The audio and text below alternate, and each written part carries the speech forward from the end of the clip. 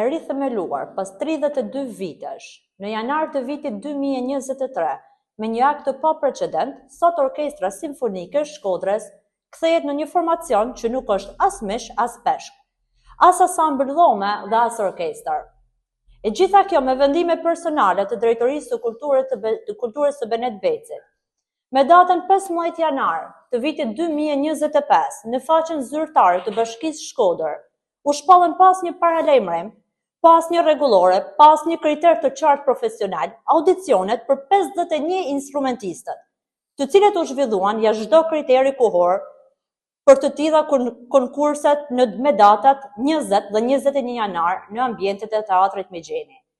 Ku, për shohun e rallës, ishte prezent edhe vetë Benet Beci, Benet Beci dhe drejtori i transportit të kulturës Pandi Laço, të cilët të quajtën edhe si një arritje dhe pjesëmarrje bombastike, por tullumbacja propagandës u shua shumë shpejt. Por në faqen zyrtare në këtë shpallje absurde për një orkestër funksionale, e cila ka shkëlqyer gjatë gjithë këtyre 2 viteve në koncertet kombëtare ndërkombëtare, parashikoi shpallja e fituesve brenda 5 ditëve sipas ligjit. Fituesit nuk u shpallën kurrë, rezultatet e jurisë nuk u deklaruan dhe administrata e Benetit ka disa ditë në kundërshtim me çdo normë ligjore që thërret sipas simpative personale në telefonata private instrumentist për lidhjen e kontratës.